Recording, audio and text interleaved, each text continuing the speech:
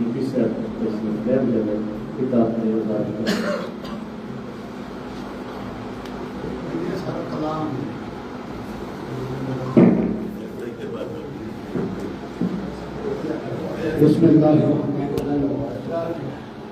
सबसे पहले तो मैं किताब तो हट के अमजद आफिस साहब के बारे में गल करांगा कि अमजद आफिस साहब का मेरा ताल्लुक 65 तो 66 साल या 67 साल का है और असी बचपन एक साल गुजारे और इसका पढ़ते रहे शायद मैं एक दो क्लासा सीनियर सी और शुरू तो ही मोहब्बत करने वाला इंसान सी और फिर अचानक साडा शहर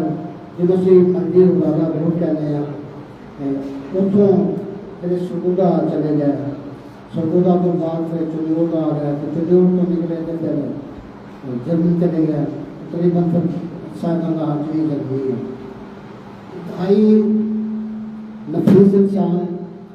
और एक होर गल डॉक्टर जाहिद यासिन हसीन होया कि इन्हों का मेरा 45 साल बाद दोबारा रबता होया जो कि मेरी उम्र 67 साल की है तो 45 साल का गैप है जो पिया तो मेरी मुलाकात हुई आदिफ साहब मैं इन्होंने बारे में अगर कहा या बोला कि एक कबीर गलबात भी हो सकती है फिर नाले पिंड भी असोके और पीछे जड़े बड़े अच्छे रहे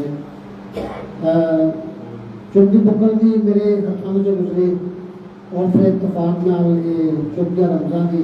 किताब मेरे तक नहीं पहुँची लेकिन ये में शामिल हाँ तो बहुत बहुत बधाइयाँ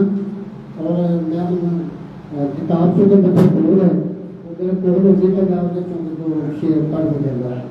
तो अल्लाह ताला उसका लगे और इन्हों की एक चीज़ खूबसूरत गल मैं अपने दोस्तों दसना चाहूँगा वो है कि इन्होंने सिर्फ पाकिस्तान नहीं जर्मनी में भी पंजाबी अदबी तंजीम 5 नंग के नाम नाल तंजीम बनाई और असी लोग इतने काम कर रहे हैं अदब वास्ते ये पाकिस्तान का नाम जर्मनी में रोशन कर रहे हैं और किसी भी लिखाई वास्ते ये बहुत बड़ी गल होती है कि वो जिथे भी रहे जिसे भी मुल्क रहे किसी भी शहर में रहे लेकिन उनका दिल अपने ही शहर में रहे यह बड़ी खूबसूरत गल होती है और ये गल अमजद आरफी में मौजूद है और अमजद आरफी बड़ा खूबसूरत इंसान है और उम्मीद है मैंने इंशाअल्लाह कि ये आने वाले वक्त हैं एक किताब भी पहली किताब चौकी बुकल भी वो अपना मुकाम हासिल करेगी जो कि एक लिखाने वास्ते बड़ा जरूरी होता है अल्लाह ताला का सलामत रखे बहुत शुक्रिया अस्सलाम वालेकुम